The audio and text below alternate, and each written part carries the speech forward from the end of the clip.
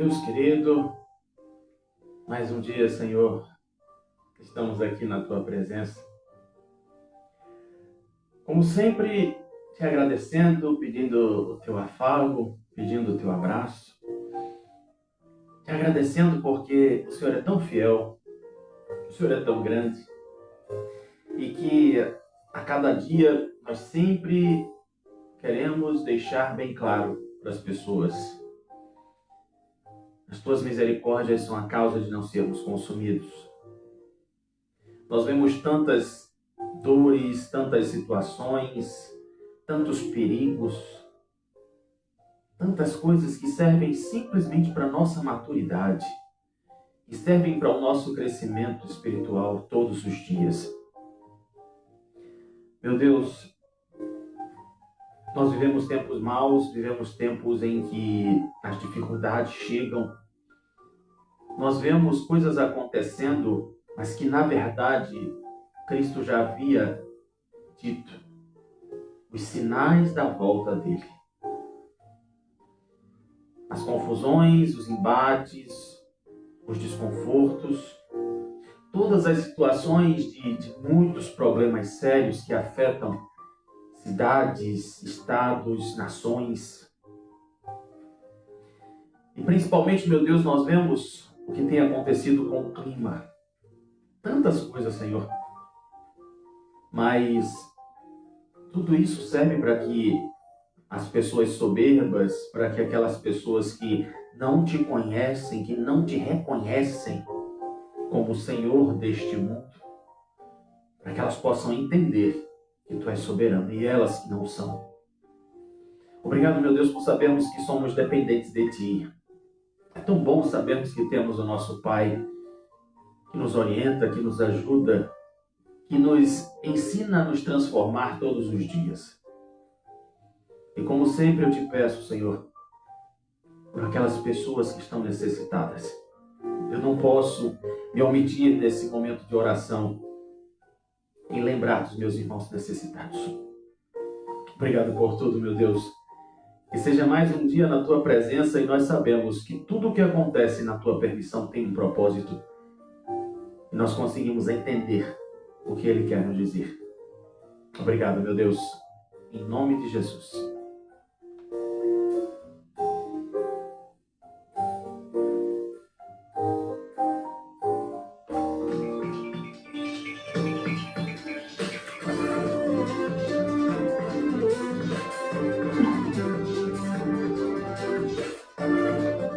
Nunca se esqueça de pedir pelo seu próximo, viu? Não esqueça, não.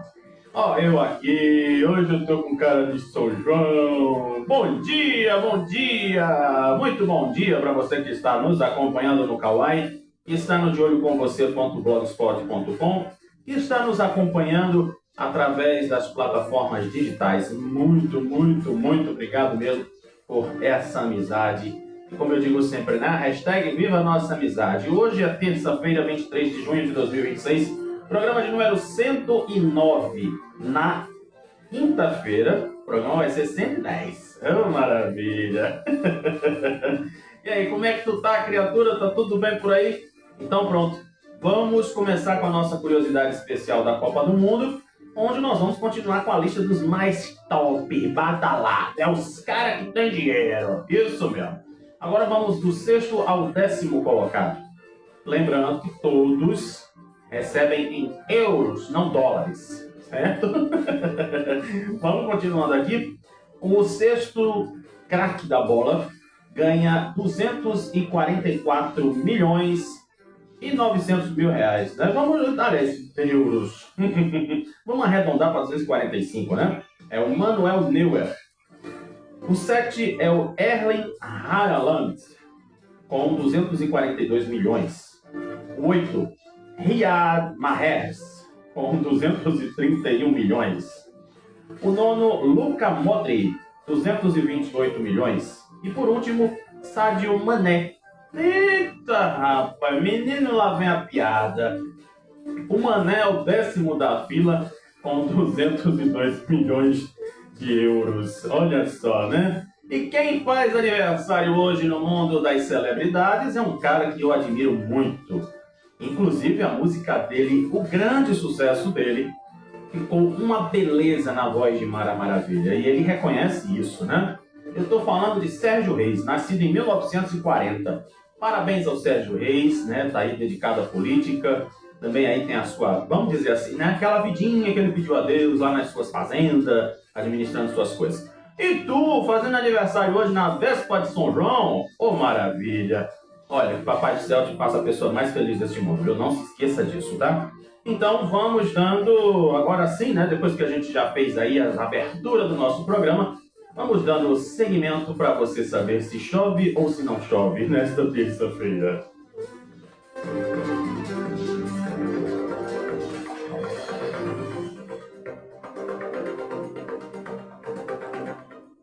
Vamos aí à previsão do tempo fornecida pelo Instituto Nacional de Meteorologia. Pois é, lembrando, né, que hoje nós temos aí a intensidade dos ventos de fraco a moderado. Temos na umidade máxima do ar 85% e a mínima de 70%. Não é uma diferença muito pouca aí, né? De 85 para 70. O sol nasceu às 5h33 e se põe às 5 horas e 12 minutos. A previsão para hoje é o seguinte: tempo nublado com possibilidades de chuvas isoladas durante todo o dia. À noite, inclusive, né, de manhã e à tarde tem essa possibilidade de chuvas. E pelo menos aqui está dizendo que à noite apenas tem possibilidade de tempo nublado. A temperatura mínima para hoje, 24 graus e a máxima, 29 graus.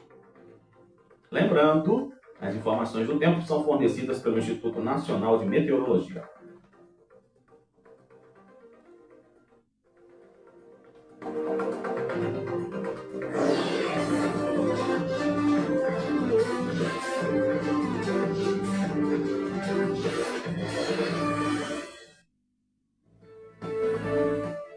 E aí vamos às manchetes dos jornais que estão circulando nesta terça-feira. Antes de começar as manchetes, eu quero dizer para você que no nosso bloco Brasil e Mundo, nós vamos revelar para você que o Bolsa Família não é exclusividade do Brasil. Isso mesmo, eu prometi para vocês que ia pesquisar aqui, ia falar sobre o assunto. Então pronto, hoje eu vou dizer para tu que o Bolsa Família não é original, nem é do Brasil, viu? Ó, daqui a pouco a gente fala sobre isso. Vamos às manchetes dos jornais que estão circulando nesta terça-feira. Viva São João! Cidades de Pernambuco celebram data com grandes festejos. Líder do governo Lula aciona a STF contra a operação da Polícia Federal. Ih, rapaz, quem será? Cais José Estelita terá a primeira etapa do novo parque inaugurada em julho. Alan Greenspan, histórico ex-presidente do Federal Reserve, falece aos 100 anos. Tem aqui Premier do Reino Unido, Keir Starmer. Ele renuncia seu cargo. E decisão de Alexandre de Moraes sobre prisão domiciliar de Bolsonaro pode gerar novas intervenções dos Estados Unidos. Estas são as manchetes dos jornais que estão circulando nesta terça-feira.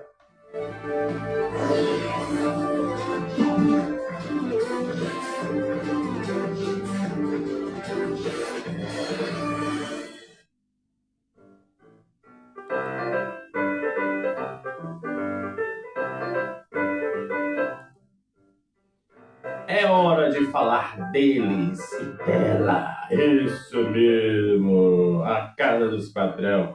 Hoje é a Casa dos Patrão em clima de São João. Tu gostou da minha camisa, rapaz? Pronto, só pode abrir até aqui para mostrar minhas partes.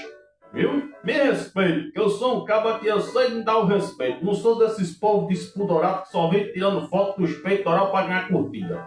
Eu tô logo lá avisando. Qualquer coisa eu chamo o prefeito. Bem, vamos dizer assim, né? Os nossos Bimbo e Kombucha, eles estão fazendo uma agenda estratégica no interior. E hoje eu vou trazer para você aqui a análise. Olha só! Tá vendo como é o de olho com você, bebê? Ah, meu querido, por isso que eu digo, cola comigo, tá? Isso mesmo. Depois de Vera Maria, depois dos esportes, estamos aqui na Rádio Igaraçu FM 87,5, a rádio do seu coração. Ela mora aí no seu coração, viu? E obrigado, que eu também estou morando aí. Pois é, hoje nós vamos trazer aqui a análise do cientista político Breno Vieira. E ele fala por que aconteceu essa agenda estratégica de Kekel e de Johnny, né? Os nossos Bimbo e Cumbuca. Há poucos dias do São João, comemorado amanhã, ou vamos dizer assim, né, de hoje para amanhã, os pré-candidatos ao governo do estado passaram a contar com principais festas que acontecem nesse período. E ele é considerado histórico, utilizado por lideranças políticas para o cumprimento de agendas e contato com a população nas diferentes regiões, estendendo-se do sertão até o Recife, né? Ou como se diz assim, né? Do litoral ao sertão, de Petrolina a Recife. E aqui, Petrolina, que já foi, né? E no Recife está direto. O trânsito entre os polos de grande porte e os distritos rurais, eles servem como termômetro político por reunirem por prefeitos, deputados, lideranças, e exatamente há poucos meses da eleição. Aí, o alerta de Breno é o seguinte: o problema, agora eu estou falando errado, a palavra problema, faço questão de falar errado, porque a boca é minha, eu sei do que eu estou falando. O problema aparece quando o político transforma a festa em um ato de campanha fora da época. Ou ainda vou dizer mais, né? Me permita, excelentíssimo, que é aquele momento Cheyenne. Quem se lembra das empregadas? Não, isso, né? O momento imediato de Cheyenne. Eu tô aqui, deixa eu pegar meu celular e... Olha aqui meu celular, aí tô eu aqui, ó. E aí, minha gente, olha eu aqui com o povo do São João. Gente, olha só que maravilha. É um povo que tem uma energia muito positiva. É isso que ele está falando. Quando você se exibe demais. E a gente sabe, né? A gente falou no decorrer acho que foi de ontem, se me falha a memória, né? Que o pessoal gosta muito de se exibir. Os influencers. Pronto, foi ontem, né? Inclusive fiz recorte, tá aí no Kawaii com exclusividade. E o seguinte, ele disse que o limite é o não pedido de voto, seja ele direto ou indireto. Por que fez isso? Fere a legislação eleitoral e para um período de pré-campanha. Ele ainda diz mais: os políticos em pré-campanha precisam ter cuidado, especialmente postulantes que já estão nos cargos públicos. Traduzindo, ele está falando aqui o recadinho para Kekel. A governadora não pode usar o peso da máquina que é financiada pelo governo para favorecer o nome nesse sentido. A mesma coisa tem os prefeitos. Eles não podem usar o nome dos pré-candidatos para dizer que isso ou aquilo teve o apoio. Quer dizer, né, assim, ele falou com os dois, né, porque a gente tá vendo o Johnny aí aparecendo abraçado com o seu parceiro de batalhas, né, o Harry Potter. Aí tá lá, né, ele indo na Ilha de Cambuim, tá ele indo na barreira lá da Chagas Ferreira, tá ele indo não sei para onde, enquanto ele não deveria estar. Infelizmente, porque não sou eu que estou ditando a regra, é a lei eleitoral. Kekel ainda está no comando do Estado, então ela precisa fazer as entregas. Mas a gente vê aqui, nítido, na cara feito papeira, né, dizia meu professor, ela não está se aproveitando da situação. Não é à toa que os nossos colegas jornalistas, os blogueiros, eles ficam naquela, né? Tipo, governadora, fale um pouquinho sobre as ameaças que a senhora recebeu. Então, o que é que ela diz? Neste momento, eu sou o governo. Na hora certa, eu falo. Tá dando para me entender? Pois é assim que as coisas acontecem. Então, fica o alerta aí do cientista político, muito bem colocado, né? Mas com certeza, o Breno Vieira, mas com certeza a gente sabe quem é que está, vamos dizer assim, exagerando na dose e quem não está. Mas vamos falar agora Vamos falar agora do homem mais inteligente de Pernambuco. Ele é o cara. Ele se sabe fazer as coisas. Eu estou falando dele, Anso Ferreira. Ancinho. Isso mesmo. Cumprindo a agenda em Caruaru, o presidente estadual do PL, pré-candidato a deputado federal, Anso Ferreira, deu sinais sobre o rumo que a legenda deverá seguir em Pernambuco nas próximas eleições. E aí, será que o PL fica em cima do muro? Será que vai apoiar Kekel? Mas nunca, jamais apoiar Johnny. Vamos saber aqui, viu, que ele deu um spoilerzinho aqui no negócio. Em meio às especulações sobre uma possível articulação entre o PL e os setores ligados a João Campos, ele foi enfático ao descartar qualquer relação com a Frente Popular. Segundo ele, o partido de Jair Bolsonaro não estará no palanque de Lula. Nunca, jamais. Não me toque, não, senão eu vou me apaixonar. Né? Claro. O PT não quer, e muito menos o PL. Isso é coisa que são repelentes entre os dois. Aí a declaração acontece poucos dias após uma reunião entre Anderson e alguém lá dentro do Palácio do Campo das Princesas. Tu sabe o que é o Palácio do Campo das Princesas? Tu que não gosta de política, tu que detesta política, tu que odeia política. Quer que eu diga? Quer que eu desenhe? Não, né? Pois é. O encontro teve como objetivo reabrir o diálogo entre os dois grupos, mas a definição ainda depende de novas conversas. Anderson disse ao blog Cenário que uma eventual união do PL com a reeleição de Kekel passará pelo posicionamento dela em relação ao projeto presidencial da legenda, que tem como pré-candidato Flávio Bolsonaro. Entre os governistas com os quais o blog Cenário conversou, a mensagem foi interpretada como uma sinalização de condição que o partido pretende estabelecer para uma aliança em Pernambuco. E ele disse aqui, Anderson Ferreira: o eleitor de direita quer posicionamento.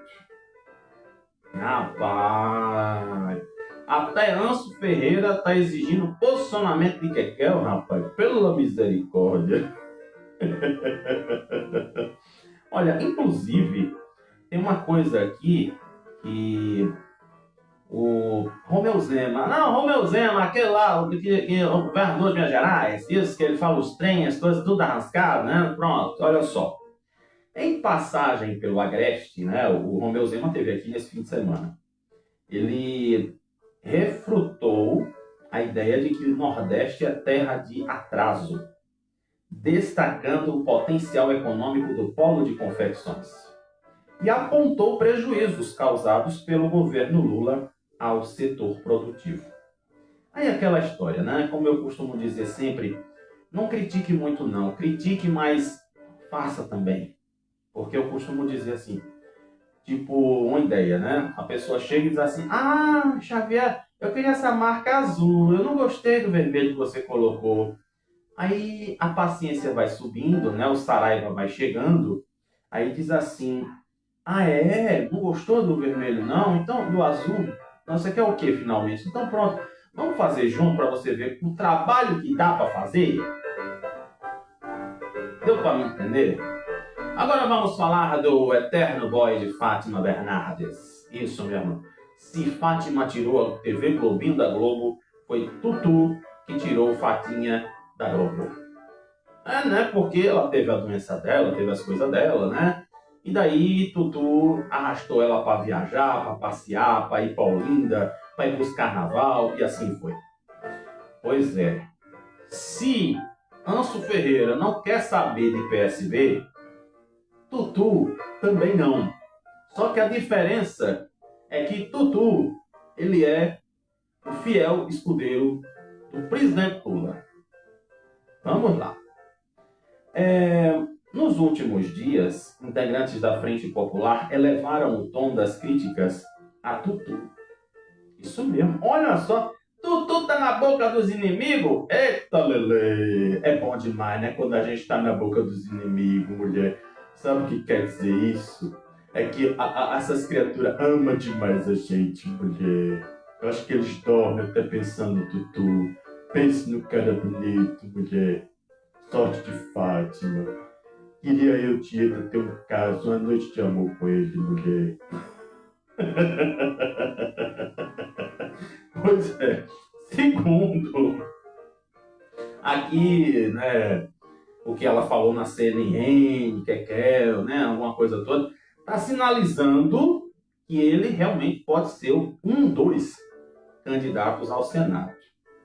Mas apesar do incômodo dos setores ligados ao PT e PSB, a presença de Tutu no palanque representa um importante reforço para o projeto de reeleição de Lula em Pernambuco. Ou seja, está se pensando na estratégia, né? Já que Lula declarou, né, companheiros, eu tenho uma história de amor com o Eduardo Campo, com o Miguel Arraes, e eu não posso deixar o nosso companheiro João Campo.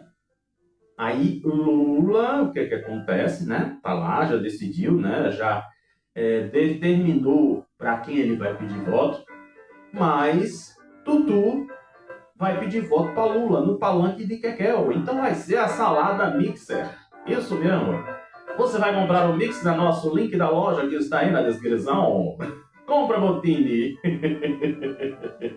Em um cenário no qual o PL trabalha para aumentar espaço, né, Tutu ele surge como uma voz identificada com o lulismo fora das estruturas tradicionais do seu partido-mãe, que é o PT.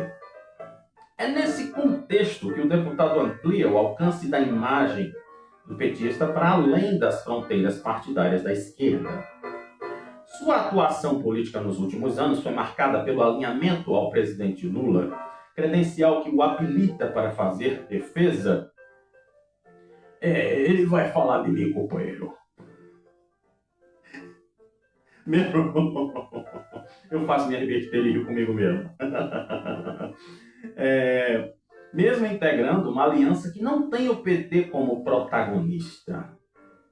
A movimentação intensa diretamente ao Planalto, quanto maior o número de lideranças defendendo a recondução de Lula, maior a capacidade do presidente de preservar sua ampla vantagem eleitoral no Estado. E ainda tem um negocinho aqui, viu? Vamos fechar nossa casa dos patrão falando de Tereza Leitão. Cresceu nos últimos dias a possibilidade de Tereza Leitão assumir a liderança do governo Lula lá no Senado, né? O rolo que deu com o Jacques Wagner, aí tá na pressão para que ele saia, para que ele não fique mais, né? O nome mais cotado inicialmente era o de Camilo Santana, mas o ex-ministro da Educação deve concentrar esforços na eleição no Ceará, considerada estratégica para o fortalecimento do partido. Tereza Leitão não vai precisar bater um prego na barra de sabão, porque ela, como eu disse já para vocês, o senador ele tem 8 anos de mandato. Então, Tereza entrou na última eleição. Tereza só vai pedir voto de novo daqui a 4 anos. Deu para tu me entender? Pois é. Então, Tereza está numa boa. Ela está na zona de conforto. Daqui a 4 anos é que tu vai ver Tereza pedindo voto de novo para ela continuar no Senado. Tu tá vendo, né? O Humberto Costa, Fernando Bueire, o que é que tá rolando? Então pronto. E assim a gente fecha a nossa casa dos patrão, voltando agora só na quinta-feira. Pois é, vou morrer de saudade de vocês amanhã, viu? Amanhã eu vou chegar cansadíssimo de um serviço que eu vou fazer. Vou escoltar uma festa de São João, né? Vamos ver se vai ter um milhozinho lá para eu comer, né? Tomando uma pamonha, alguma coisa. Mas aí eu volto regozijado, revigorado na quinta-feira, viu? E aí, quem sabe, né? A gente vai ver aí como é que foi o São João dos nossos candidatos. Tá bom? Esquece não, viu? Quinta-feira a gente volta.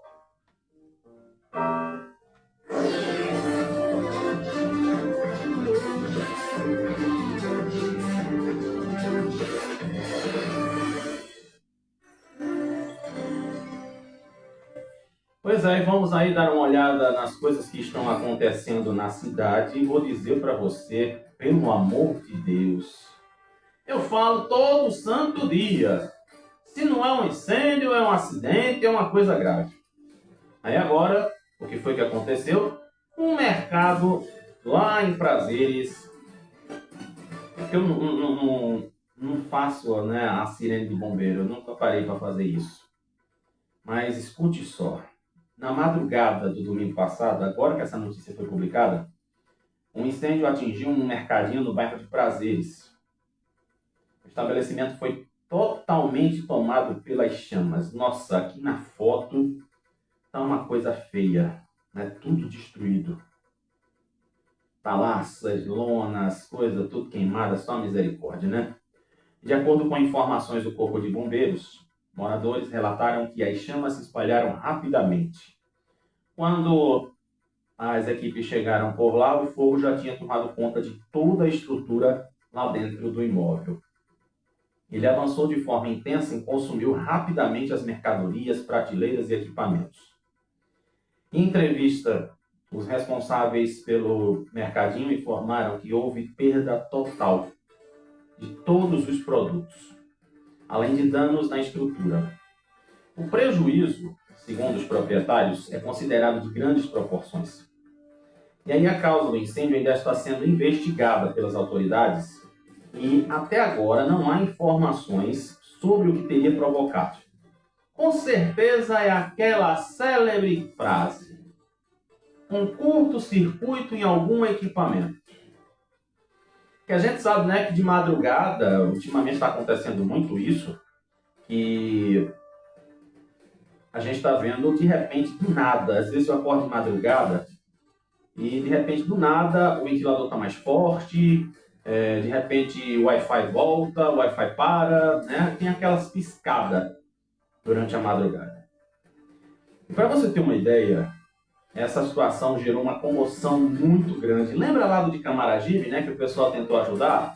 Pois é, aqui está se dizendo que os moradores lá de Prazeres, eles ficaram comovidos, né, já que o mercado era um ponto de referência comercial no bairro e atendia toda a população de lá. Realmente, assim, né, a gente fica sentido numa coisa dessa, mas a gente tem certeza absoluta de que pode ter sido um curto-circuito.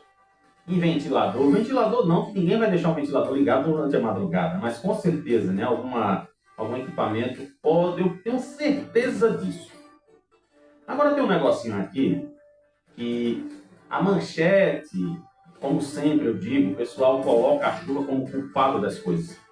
É igual ao Bolsonaro. O Bolsonaro é culpado de tudo que está acontecendo no Brasil, né? Pois é. Alguém sempre abre a boca para dizer isso, menos eu. E por que as tragédias provocadas pelas chuvas continuam se repetindo em Pernambuco? Aí eu te pergunto, vamos pensar um pouco, a hora do telecurso. Aliás, se deixar, né, o De Olho com Você é um telecurso, né? Porque você ouve a notícia, você vê, né? Porque a gente é multimídia, a gente é áudio e vídeo, eu tenho que me preocupar com a minha aparência, para dar minha cara aqui para bater, e vocês escutam pelo rádio também. As tragédias não são provocadas pelas chuvas. Eu já falei isso aqui. As tragédias acontecem pelo descaso das autoridades. Tá? Então, não é tragédia provocada pela chuva. Eu simplesmente tenho total liberdade para dizer isso. O descaso das autoridades. Sabe aquela história de chorar o leite derramado? Não é isso que acontece. Quem não se previne vai ver o resultado, né? Porque a chuva, ela tá aí. Ninguém pode mandar exterminar a chuva, né? Não é o deputado Luciano Bivar. Tá pensando que é os tubarão? Cuidado. As chuvas que atingem Pernambuco durante todos os anos voltaram a provocar, né, infelizmente, deslizamentos, alagamentos, milhares de pessoas desabrigadas, desalojadas e assim vai. No 1º de maio, a gente sabe tudo o que aconteceu, não precisa nem relembrar de novo, né? Quantas pessoas foram prejudicadas? Especialistas ouvidos pelo Leia Já explicam que a resposta não está concentrada em um único ente público. A prevenção envolve uma atuação conjunta entre União, governos de estado, prefeituras e também papel fiscalizador aos demais parlamentos. Então, para a professora e pesquisadora da Universidade Católica de Pernambuco, Cíntia Suassuna, especialista em mudanças climáticas, justiça socioambiental, gestão de riscos, a legislação brasileira define claramente as atribuições de cada esfera do governo. Lembra que eu disse que a Secretaria Nacional das Periferias tem dinheiro para dar para os estados exatamente para cuidar em relação para que as cidades, os estados tenham, né, os seus cuidados com os incidentes climáticos, né? Já que o pessoal está dizendo? Pois é. Ela diz aqui que a União é responsável pela coordenação da Política Nacional de Prevenção e Defesa Civil, elaborando normas, monitoramento de riscos e apoio financeiro a estados e municípios. Lembra que eu falei já disso aqui, né? Não serei redundante. Já os governos estaduais atuam na coordenação regional das ações, no suporte técnico aos municípios e também na capacitação de estruturas de defesa civil. Porém, é nos municípios que está uma das principais frentes de atuação preventiva.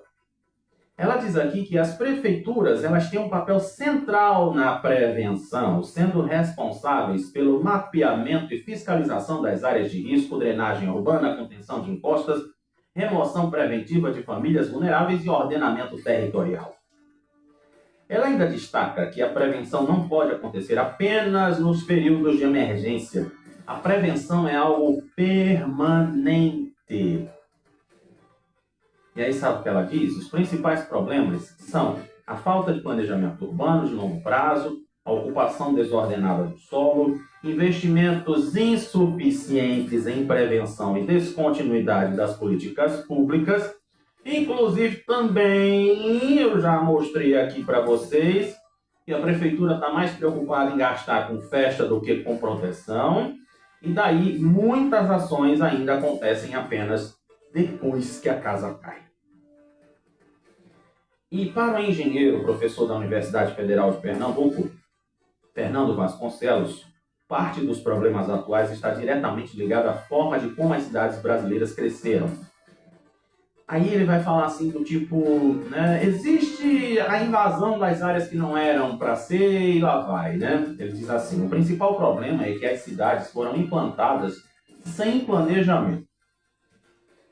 Se a gente for analisar o contexto da história, né, só o Recife antigo, aquelas partezinhas assim mais nobres, é que tem um planejamento, porque ali foi feito pelos holandeses. E a gente precisa lembrar, como eu até já falei, né, durante o curso que eu participei, né, da Defesa Civil, que nós temos um contexto histórico.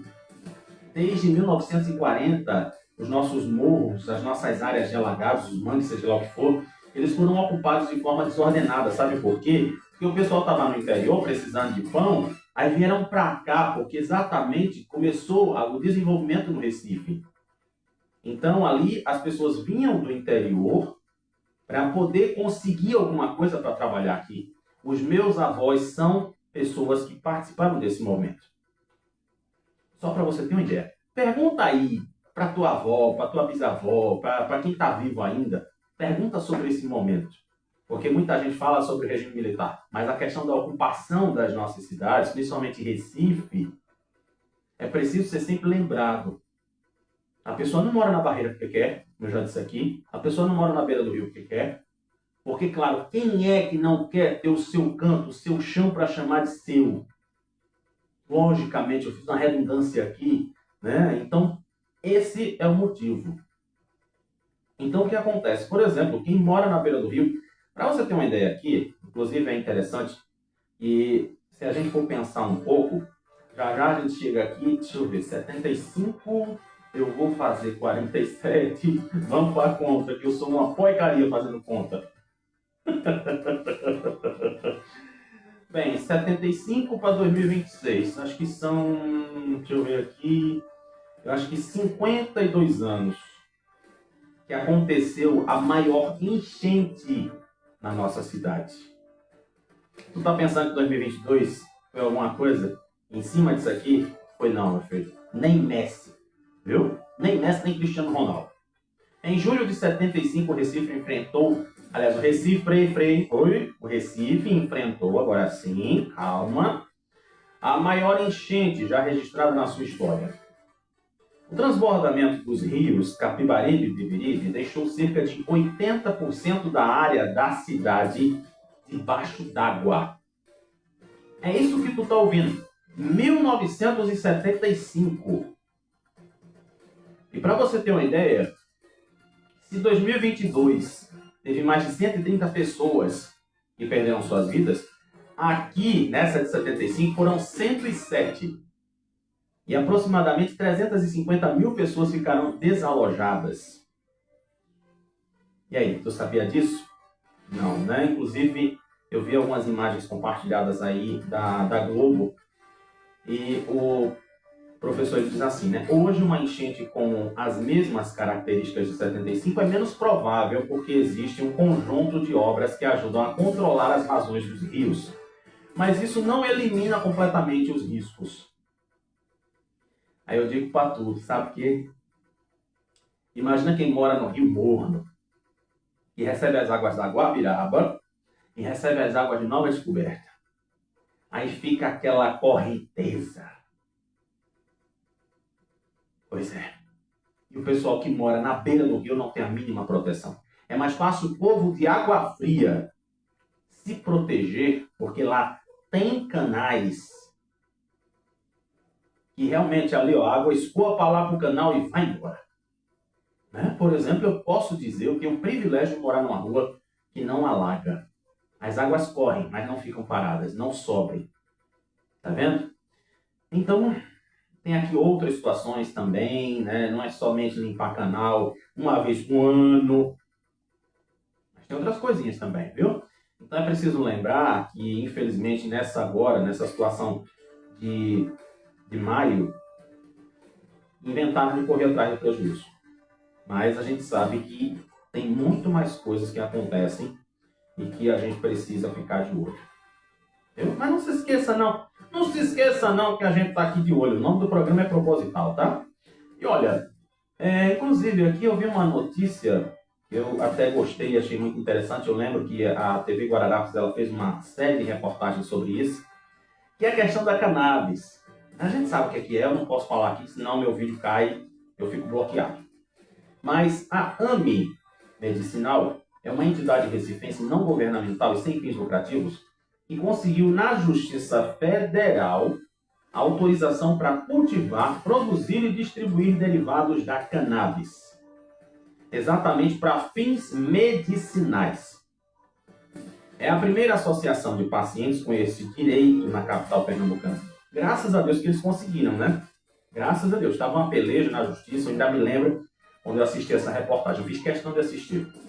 A sentença que foi aí, né, dada pelo juiz Frederico Augusto Leopoldino Keller, da 12ª Vara da Justiça Federal em Pernambuco, exatamente agora, recente, no dia 11, exatamente ela dá mais segurança jurídica para que a entidade que vinha atuando com entraves desde 2021, quando conseguiu uma liminar por meio da Defensoria Pública. E exatamente diz aqui mais, que é o seguinte: a partir de agora, a associação poderá expandir e aumentar o atendimento aos mais de 2.600 associados. São pacientes que possuem prescrição médica e laudo atestando a necessidade do uso dos medicamentos à base dos derivados da planta. E ainda diz aqui, né? A decisão autoriza a entidade a manipular, preparar, produzir, adquirir, manter em depósito, transportar, guardar, dispensar, importar e pesquisar produtos derivados da cannabis, exclusivamente para fins terapêuticos e medicinais, destinado, né, ao atendimento das pessoas que fazem parte desta entidade. Vou dizer assim, que eu fico feliz com essa resolução, porque aquela coisa, não são qualquer pessoa, não é a pessoa que está sentindo uma dor de cabeça e vai lá pegar uma cannabisinha, não.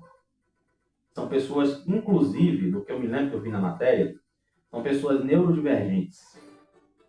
Então, essa situação de neurodivergentes, a gente sabe, né, que não é fácil. Não é fácil. Então, eu fico feliz de ver essa reportagem e também de trazer essa notícia aqui para vocês, porque realmente vale a pena. Vale a pena a gente poder acalmar um pouco, né, esse pessoal. A gente sabe que às vezes tem muitos remédios que são muito, vamos dizer assim, pesados, são perigosos, né? Eles cuidam de uma coisa, mas prejudicam o outro lado da história. E isso realmente assim deixa o nosso coração um pouquinho mais tranquilo. E aí, você que acende fogueira? Pois é, a gente já falou aqui sobre uma pesquisa do São João e tudo, mas sabia, né, que tem o pessoal que vende as fogueiras no meio da rua. Inclusive eu vi uns fogueirão por aí por Igaraçu, que não é brincadeira, viu? Enquanto as bandeiras enfeitam as ruas e as praças e o cheiro de milho cozido toma conta da cidade, inclusive eu acho que alguém está acendendo algum fogo, alguma coisa que eu estou sentindo aqui, diferentes pontos do Recife tem a venda das fogueiras. E em avenidas movimentadas, as esquinas dos bairros da cidade, trabalhadores aproveitam, né, as festas para garantir a renda extra e manter viva uma das manifestações mais antigas da cultura nordestina. Por exemplo, ontem, na Avenida Agamenon Magalhães, lá em Santo Amaro, um dos principais corredores da cidade, Bruno de Souza Tavares, de 23 anos, acompanha com expectativa a chegada dos clientes. Há 3 anos ele trabalha com a venda de fogueiras e explica que a procura costuma aumentar nas últimas horas antes da festa. Imagina tu comprar uma fogueira antes do São João, na hora assim, né, nos últimos instantes, tu vai comprar e vai colocar tudo de novo. Imagina. Ele diz aqui, a maioria das pessoas evita comprar madeira com antecedência porque a saída é mais no dia, assim ele diz. Ninguém vai procurar guardar madeira em casa por causa de rato, insetos e outros animais. A partir de hoje é que começa a sair. Sabe quanto é que custa uma fogueira? De 30 até 50 reais. E apesar da expectativa positiva para as vendas deste ano, ele admite que a preparação foi mais complicada do que nos anos anteriores. Para montar o estoque, ele compra parte da madeira e também aproveita troncos e galhos descartados após podas realizadas em diversos pontos da cidade. Imagina se fosse imagina se fosse tipo lá no Pará, alguma coisa assim, a pessoa ia dizer que era tráfico de madeira. Meu Deus do céu, aí que isso dá chilindró, viu? Aí no lado de lá do norte.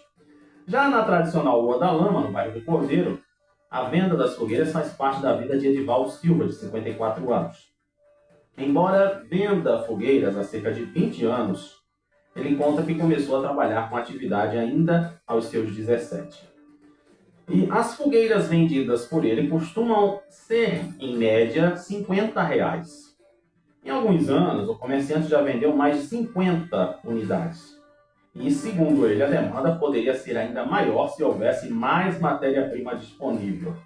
Aí até eu posso dizer assim para você, né? Às vezes tem gente que pega umas madeiras para dizer que vai fazer fogueira e... Meu Deus do céu, eu fico pensando, é aquele povo que pega aglomerado, madeira suja, aquela coisa toda, meu Deus do céu, ao invés de levantar uma fumaça menos tóxica, aí é que o bicho pega. E aí também é importante lembrar, né, cuidado aí com as queimaduras, viu? É importante lembrar isso, a gente não pode esquecer. Principalmente eu, né, bombeiro, né? Aí que eu tenho que lembrar mesmo para tudo, né, criatura? E olha, fechando o nosso bloco da cidade, você sabe que tem umas coisinhas acontecendo lá pro lado de Pojuca, né? Já falei aqui algumas vezes. E agora a CPRH multa um condomínio de luxo lá pro lado de Pojuca. Será que é aquele que a gente falou? Olha, foi multado o condomínio Beach Class Summer, na praia do Cupi. Ah não, o outro acho que foi Maracaípe, né? Por funcionar sem a devida licença de operação. O condomínio deverá pagar uma multa de 20 mil reais por essa irregularidade. Uma vistoria realizada no último dia 3 constatou que o empreendimento estava exercendo atividade de hospedagem sem licença de operação emitida por essa agência, a CPRH. E foi lavrado um auto de infração com aplicação de multa. A licença de operação, para a gente entender o que autoriza o início das atividades do empreendimento após a verificação das exigências estabelecidas em etapas anteriores ao licenciamento. E aí a CPRH destaca também a licença de instalação, já emitida pelo BitClass, não autorizada a operar.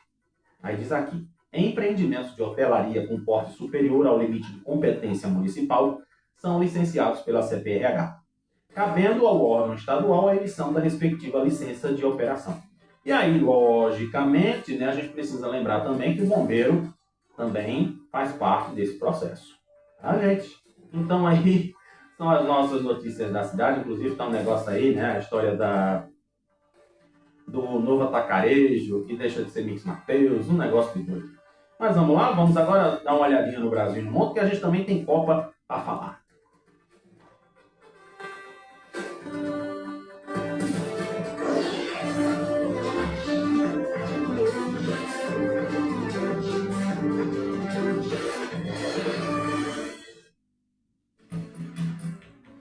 Pois é, então eu vou logo falando aqui, que eu sei que eu sou meio esquecido, alvoroçado, eu posso me esquecer. Então eu vou logo trazer para você aqui a matéria que eu prometi sobre os Bolsa Família dos outros países, tá?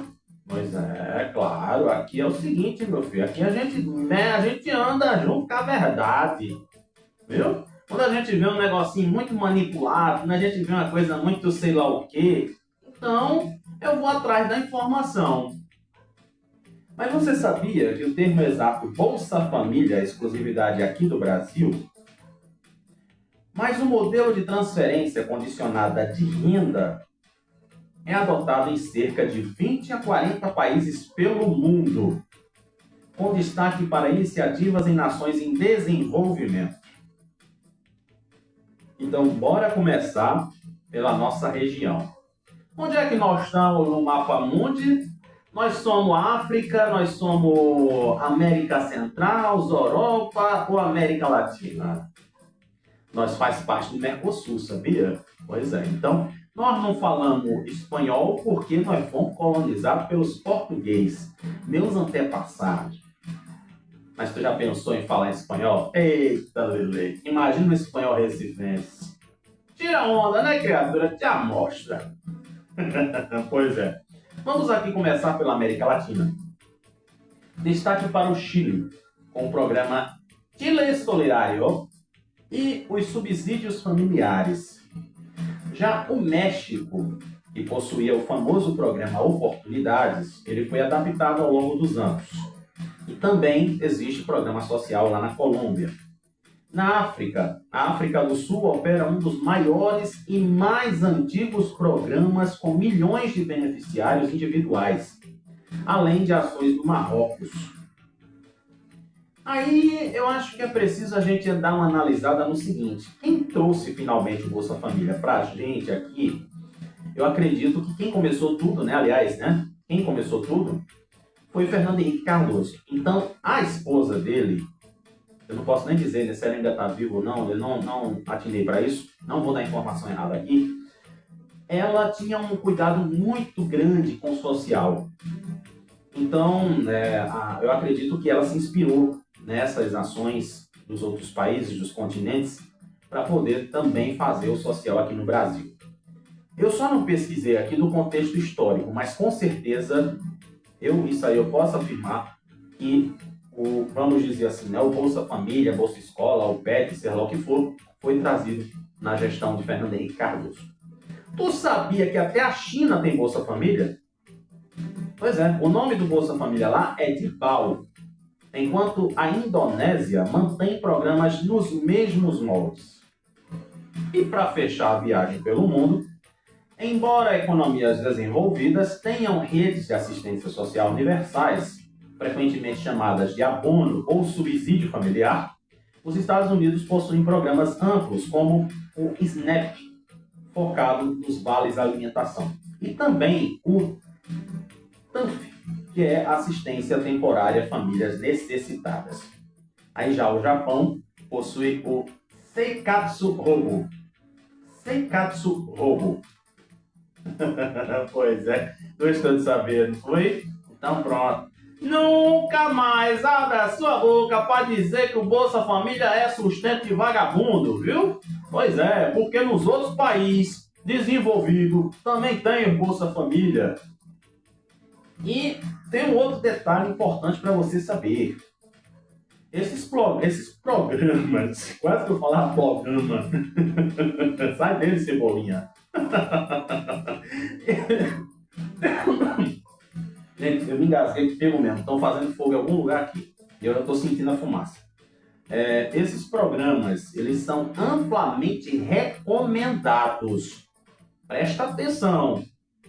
Tu que abre a boca para malhar o pau do Bolsa Família, é o seguinte, eles são apoiados e financeiramente organizados por Banco Mundial para combater a pobreza intergerencial, viu? Banco Mundial. Não é qualquer coisa não.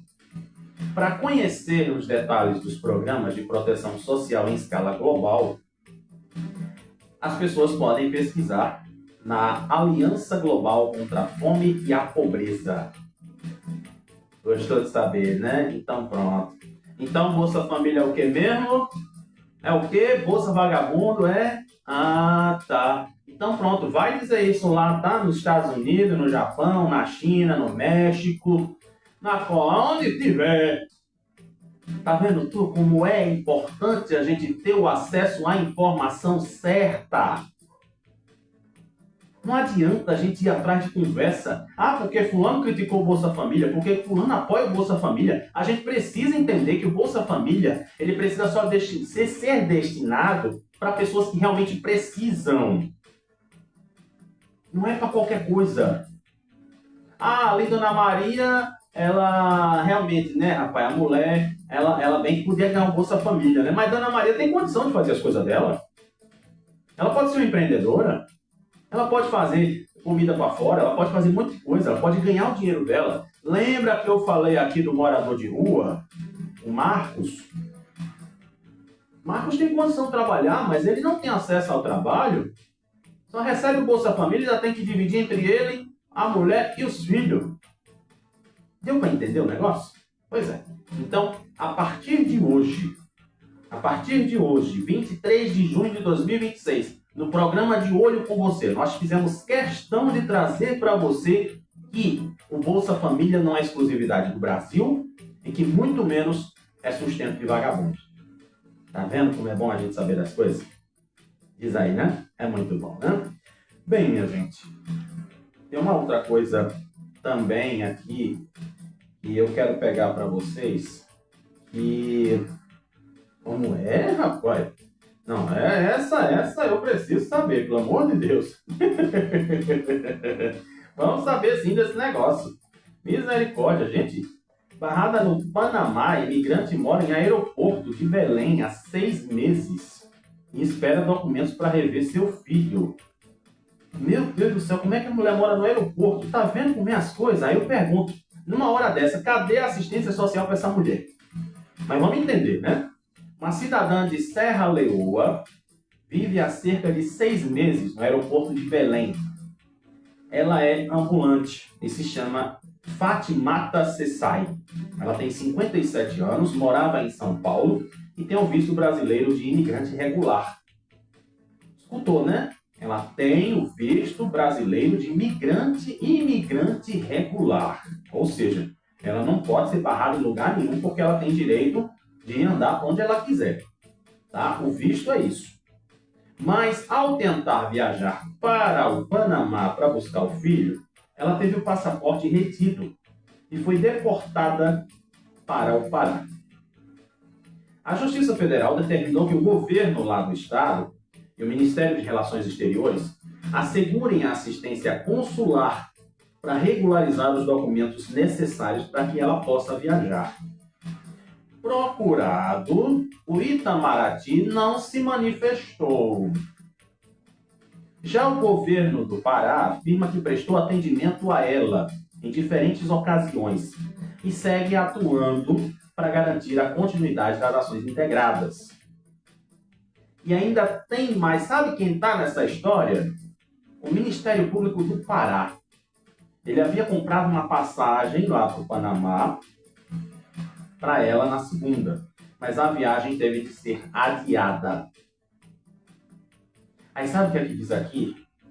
Ainda não conseguimos toda a documentação necessária por ser fim de semana e ela ainda precisa de vacina, explicou Nadilson Portilho Gomes, promotor de justiça do Pará, responsável pelo caso de Fatimata. E ainda diz assim, né? Vamos fazer tudo para ela conseguir viajar o mais breve possível. E o Ministério Público Federal, que também atua no caso, ele diz que a ambulante encontra-se em situação de vulnerabilidade social.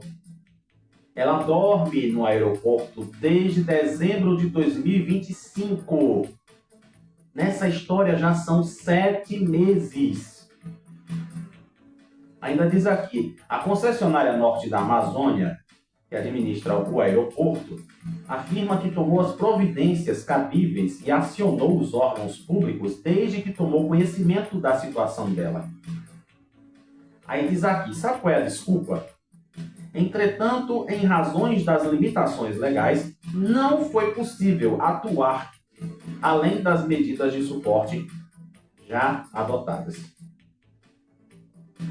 E aí a Prefeitura de Belém informou que ela costuma fazer as alimentações diárias no Centro de Atendimento à População de Rua e foi incluída no CAD Único, por onde recebe o Bolsa Família. Tu entendeu, né? Tu entendeu? Como é que pode, né? O pessoal... Agora vem aquela célebre pergunta.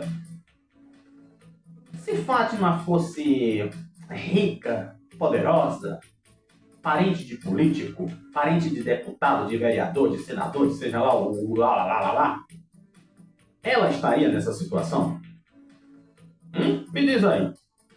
Se ela fosse parceira de sei lá quem, ela estaria passando por essa situação toda? Não, né? Pois é. Vamos ver, né, se daqui a pouco ela vai fazer aniversário de aeroporto. Porque se ela está ali em 7 meses, pelo amor de Deus, se a mulher está no CAD Único, está na assistência, recebe Bolsa Família, meu Deus do céu, o que é que está faltando mais para resolver o problema dessa mulher, rapaz? É uma coisa incrível, né? Imagine se ela tivesse doente, como é que seria? E isso, se ela não tiver sequela depois. Né? Na questão aqui, ó, o psicológico dela, como é que ela está sendo abalada, ela quer buscar o filho dela e não consegue, está presa no aeroporto, porque não pode viajar por documento tão retido, está faltando documento, o Ministério Público comprou passagem para essa mulher e ela não pode sair. E aí? Tá vendo como é que são as coisas? É por isso que eu digo assim, né? Infelizmente, aí eu pergunto agora, cadê os movimentos feministas? Cadê as mulheres? Cadê aquela mulher que chama Romário disso? Que diz que é não sei o quê, que é a classe trabalhadora, que é as mulheres que geram, que é não sei o quê. Cadê o apoio para ela? Tudo bem, o Ministério Público está dentro, tem a questão do CAD Único, mas tem que ser mais além do que isso. Quer dizer, se a gente não olha aqui para esse destaque, como é que a gente ia saber a situação dessa mulher? Né? A gente espera que uma pressão social aconteça para que a Fátima ela possa sair, ela possa ter o direito de voltar, de buscar o filho dela. Ela está no direito de fazer isso. E eu vou fechar aqui nosso bloco nacional, né? Acho que tem uma coisinha aqui do mundo também. Aliás, a Copa. Eu não posso esquecer da Copa.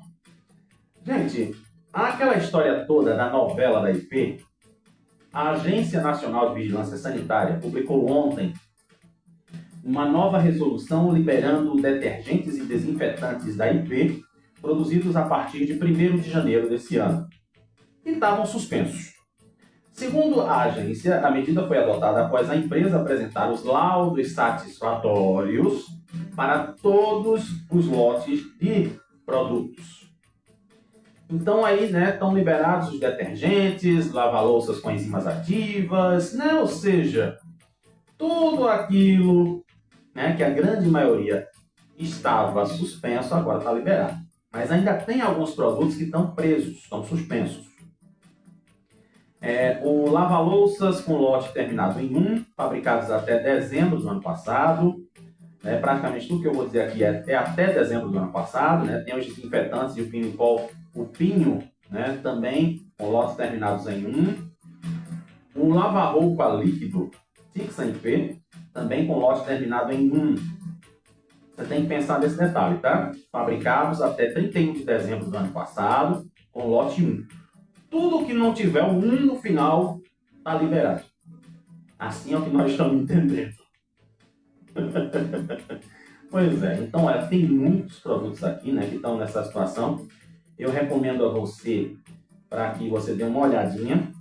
E vamos aqui agora, deixa eu ver como é que está o meu tempo. Eu vou correr contra o tempo aqui, porque essa é uma notícia muito boa para trazer para vocês. O Brasil registrou um recorde na movimentação de passageiros domésticos nos primeiros 5 meses de 2026.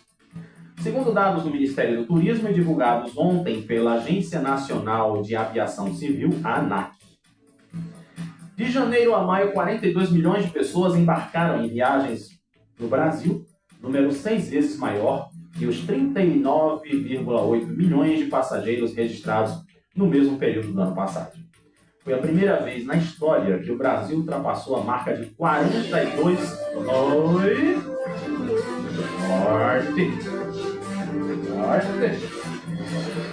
Forte! Arma!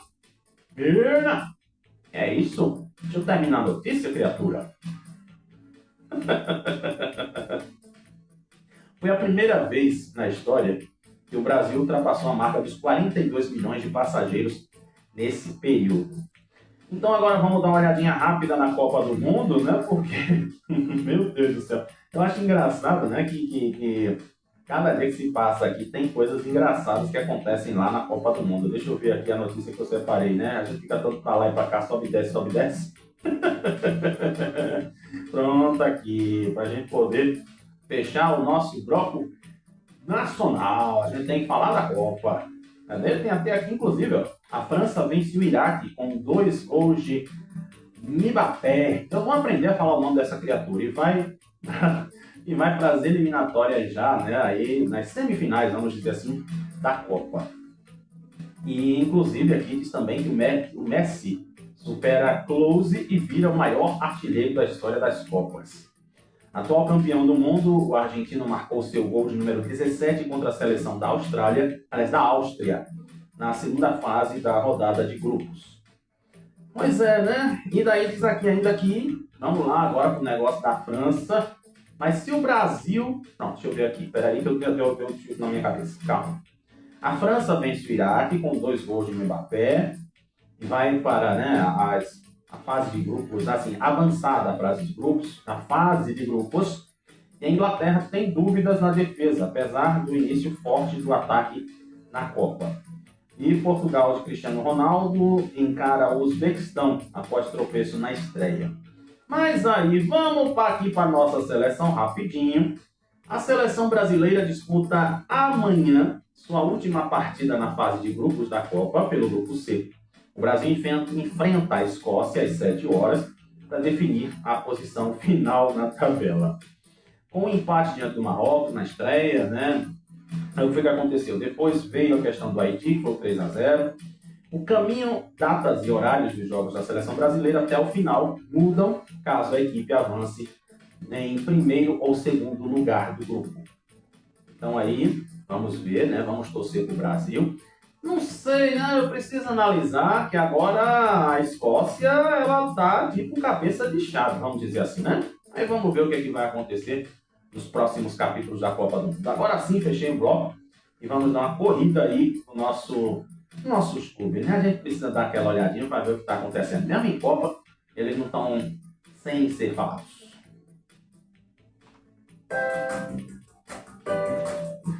Pois é, já foi direto, nem passou pela vinheta. Tá vendo a agonia? Pois é, minha gente. Deixa eu dar aqui a nossa girada rápida sobre os nossos clubes aqui. O Sport se prepara para a sequência de confrontos diretos fora de casa na Série B. O Náutico conta com a força dos aflitos para voltar a vencer na Série B. E o Santa Cruz perde 3 jogadores por suspensão para duelo contra o Paysandu. Não foi por causa do salário atrasado não, viu? Então, Preste atenção para não dizer besteira por aí. Aí sim, agora fechamos o nosso noticiário. Vamos conversar um pouquinho?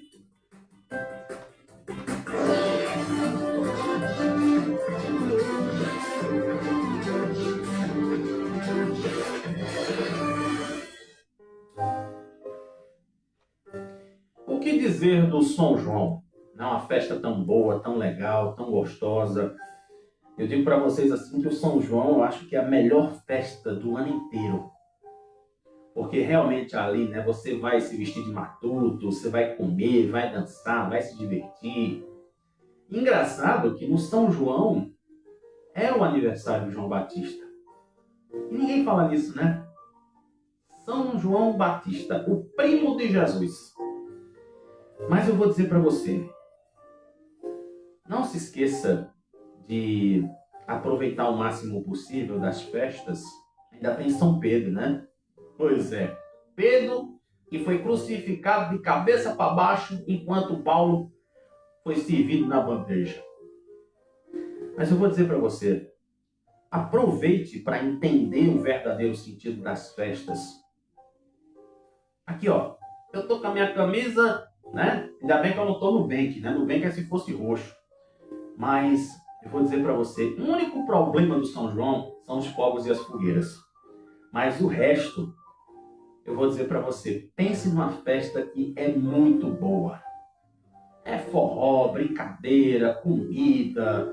Realmente a gente começa a revisitar as nossas raízes.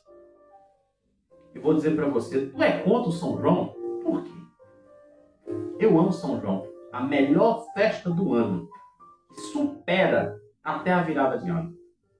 Então vamos aproveitar ao máximo essa festa para a gente poder se divertir um pouquinho e tirar de nós aquele peso que nos persegue durante o ano inteiro. Vai brincar o São João? Eu vou trabalhar. Mas vou morrer de saudade de vocês, viu? Pode ter certeza disso. Muito obrigado você que esteve comigo aqui na Rádio Igaraçu 87,5, a rádio do seu coração, a Rádio Vitória do Recife.